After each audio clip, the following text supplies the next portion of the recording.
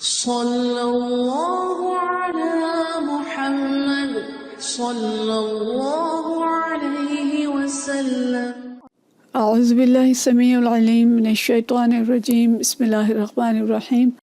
والصلاة والسلام علی رسول الکریم، اما بعد۔ کتاب العیدین، آج جو باب ہم پڑھیں گے موعظۃ الامام النساء یوم العید، عید کے دن امام کا عورتوں کو واعظ و نصیحت کرنے کا بیان۔ پیچھے بھی ہم پڑھ چکے ہیں، لیکن امام بخاری مختلف احادیث مختلف ابواب کے تحت لاتے ہیں۔ ایک تو ان کی اہمیت کے لحاظ سے بھی اور ان کے مضامین کے لحاظ سے بھی باب کا عنوان جو ہے وہ مختلف ہو جاتا ہے، اور راویوں کے لحاظ سے بھی ہوتا ہے کہ مختلف راوی ایک ہی حدیث کو بیان کر رہے ہیں، اس سے وہ حدیث جو ہے اس کی اہمیت مزید بڑھ جاتی ہے۔ حدیث ہے، ہم پڑھیں گے 935۔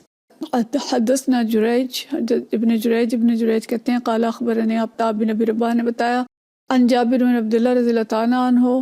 جابر بن عبداللہ رضی اللہ تعالیٰ عنہ سے روایت کرتے ہیں قال سمعتہ یقول، کہتے ہیں میں نے انہیں یہ کہتے ہوئے سنا، قام النبی صلی اللہ علیہ وسلم یوم الفطر فصلی، کہ نبی صلی اللہ علیہ وسلم عید الفطر کے دن کھڑے ہوئے اور نماز پڑھی، فبدأ بالصلاۃ، اور نماز ہی سے ابتدا کی، ثم خطب، پھر خطبہ دیا۔ یہ ہم پیچھے پڑھ چکے ہیں کہ عید کا جو ہوتا ہے پہلے نماز اور اس کے بعد خطبہ ہوتا ہے، جبکہ جمعے کا خطبہ پہلے ہوتا ہے اور نماز بعد میں ہوتی ہے۔ تو یہ فرما رہے ہیں کہ نبی صلی اللہ علیہ وسلم نے عید الفطر کی نماز پڑھی، نماز ہی سے آغاز کیا، پھر خطبہ دیا، فلما فرغ، جب فارغ ہوئے، نزل فآت النساء، تو اپنے خطبے کی جگہ سے اترے اور خواتین کی طرف آئے، فذکرہن، اور انہیں نواز و نصیحت کی، وہو یتوکأ علی ید بلال، اور حضرت بلال رضی اللہ تعالیٰ عنہ کے ہاتھ کا سہارا لیے ہوئے تھے،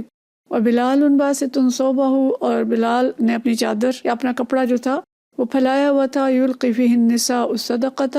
اور خواتین اس کے اندر صدقات ڈال رہی تھیں۔ ابن جریج ہیں جو کہہ رہے ہیں کہ قال لعطاء، میں نے عطاء بن ابی رباح سے پوچھا کہ زکوٰۃ یوم الفطر، کہ کیا یوم فطر کی زکوٰۃ یعنی جو فطرانہ ہوتا ہے، صدقہ فطر ہوتا ہے، وہ ڈال رہی تھیں؟ قال لا، انہوں نے کہا نہیں، ولکن صدقۃ یتصدقن،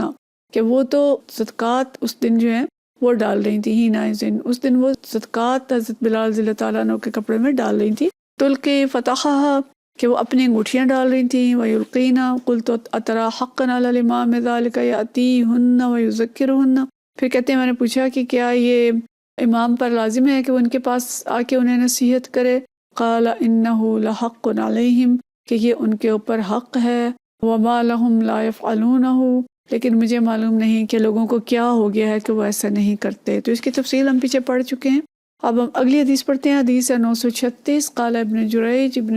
جی ہیں جو بیان کر رہے ہیں، واخبرنی الحسن بن مسلم عن طاؤوس عن ابن عباس رضی اللہ تعالیٰ عنہ قال شہدت الفطر مع النبی صلی اللہ علیہ وسلم، کہ حضرت ابن عباس رضی اللہ تعالیٰ عنہ فرماتے ہیں کہ میں نے عید الفطر ہے یا عید الفطر کی جو نماز ہے اس میں نبی صلی اللہ علیہ وسلم کے ساتھ حاضر ہوتا رہا، وہ ابی بکر و عمر و عثمان رضی اللہ عنہم، اور حضرت بکر صدیق رضی اللہ عنہ کے ساتھ، حضرت عمر کے ساتھ، حضرت عثمان رضی اللہ تعالیٰ عنہم کے ساتھ،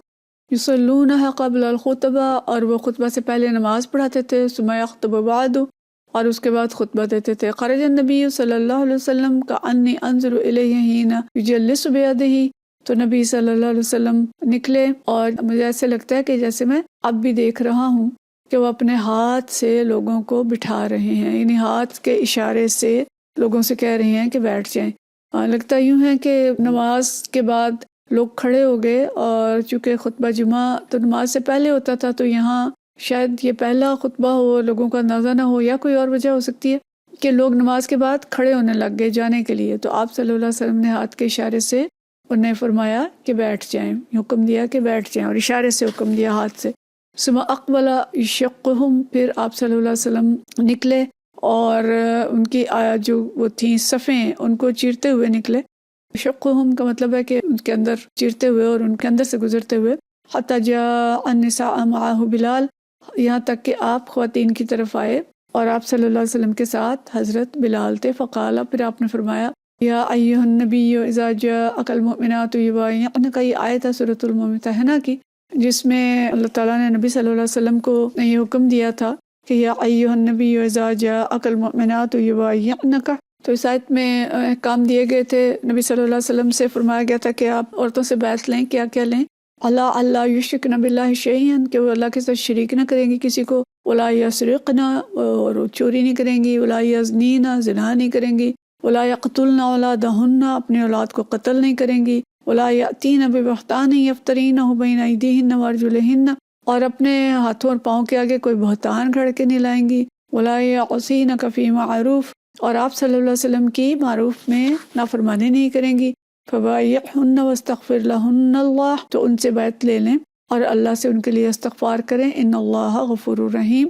یہ سورہ ممتحنہ کی آیت نمبر 12 ہے کہ ان کے لیے اللہ سے استغفار کریں، اللہ تعالیٰ غفور الرحیم ہے۔ تو آپ صلی اللہ علیہ وسلم نے یہ آیت ان کے سامنے دوبارہ پڑھی، ثم قال حین فرغ منہا، پھر جب آپ صلی اللہ علیہ وسلم فارغ ہو گئے اس خطبے سے، ان کو وہ واعظ و نصیحت کرنے سے، تو آپ صلی اللہ علیہ وسلم نے یعنی آیت پڑھنے کے بعد ان سے فرمایا انتن علی ذلک، کیا تم سب اس پر قائم ہو، یعنی یہ جو تم لوگوں نے مجھ سے بیعت کی تھی کیا اس بیعت پر قائم ہو؟ قالت امرأۃ واحدۃ منہن، ان میں سے ایک عورت نے یہ کہا، لم یجب غیرہا، کہتے ہیں کہ میں نے ان کے علاوہ اور کسی کا جواب نہیں سنا یا کوئی نہیں بولی خاتون۔ نعم لا یدری حسن من ہی، ایک عورت نے کہا نعم، اور حسن کہتے ہیں کہ یہ حسن بن مسلم ہے جو پیچھے روایت کرتے ہیں حدیث کو، تو وہ کہتے ہیں کہ مجھے نہیں معلوم کہ وہ کون تھی، بعد میں یہ پتہ چلا کہ یہ خاتون جو تھیں اسماء بنت یزید تھیں، جن کے بارے میں ہم پیچھے بھی پڑھ چکے ہیں کہ خواتین نے ان کو نمائندہ بنا کے بھیجا تھا، اور وہ نبی صلی اللہ علیہ وسلم سے آ کے کچھ چیزیں جو پوچھ گئی تھیں، بولڈ خاتون تھیں، دبانگ خاتون تھیں، اور یہ خواتین کو واعظ و نصیحت بھی کیا کرتی تھیں۔ تو یہ انہوں نے بولا کہ نعم، کہ جی ہم اس بیت پر قائم ہیں، اور ان کے بولنے کو تمام خواتین کی طرف سے ظاہرہ سمجھا گیا، کیونکہ ایک مجلس کے اندر ایک خاتون یا ایک مرد مجلس میں جواب دیتا ہے تو سب کی طرف سے ہوتا ہے، جیسے کوئی آ کے سلام کرتا ہے اور ان میں سے مجلس میں بیٹھا ہوا ایک شخص وعلیکم السلام کیا دیتا ہے، تو اس کا مطلب ہوتا ہے کہ ساری مجلس کی طرف سے وہ سلام ہے۔ تو فرماتے ہیں قال فتصدقنا، تو وہ آپ صلی اللہ علیہ وسلم نے فرمایا کہ تم لوگ صدقہ کرو، اللہ کے راستے میں صدقہ دو۔ فبسط بلال صوبہ، پھر بلال رضی اللہ تعالیٰ عنہ نے اپنا کپڑا پھیلا دیا، ثم قال حلم لکن فداء ابی و امی، کہ ڈالو اس میں میرے ماں باپ تم پر فدا ہوں، یعنی تم خواتین پر، یعنی ان کو ترغیب بھی دے رہے ہیں اور ان کے لیے دعا بھی کر رہے ہیں۔ فیلقین الفتح وخواتیم فی صوب بلال، تو وہ خواتین جو تھیں اپنی انگوٹھیاں اور بڑی بڑی، اس میں دوسری جگہ پہ آتا ہے کہ اپنی جھانجریں وغیرہ اور مختلف جو زیورات تھے وہ حضرت بلال کے کپڑے میں ڈالنے لگی۔ قال عبدالرزاق کہتے ہیں الفتح، فتح کیا ہے؟ خواتیم العظام کانت فی الجاہلیہ، یہ خواتین کی وہ بڑی بڑی انگوٹھیاں ہیں جو وہ زمانہ جاہلیت میں پہنا کرتی تھیں، اور یہ بھی آتا ہے تشریح میں کہ یہ انگوٹھیاں جو تھیں یہ نگینے والی انگوٹھیاں تھیں، کہ مطلب بڑی بڑی انگوٹھیاں تھیں، نگوں والی تھیں، اور مطلب ان کے زیورات تھے جو وہ پہن کے آئی تھیں۔ تو یہ اس طرح سے ایک مفصل حدیث ہے، اور اس میں جو چیزیں ہمیں پتہ چل رہی ہیں کہ عورتوں کو اسلامی احکام سے آگاہ کرنا، واضح و نصیحت کرنا، یہ حکمرانوں کی ذمہ داری ہے، ان کی تعلیم کا بندوبست کرنا، عورتوں کو صدقات کی ترغیب دینی چاہیے، اور فقراء اور مساکین کے لیے بھی یہ ہے کہ وہ اغنیاء سے صدقات کی اپیل کر سکتے ہیں، اور جو حکمران ہے وہ بھی صدقات کی اپیل کر سکتا ہے، اور عید کے دن نماز پہلے اور خطبہ بعد میں ہے۔ تو یہ سارے اصول جو ہیں اس حدیث سے نکلتے ہیں جو ہم نے پڑھی۔ وآخر دعوانا الحمدللہ رب العالمین۔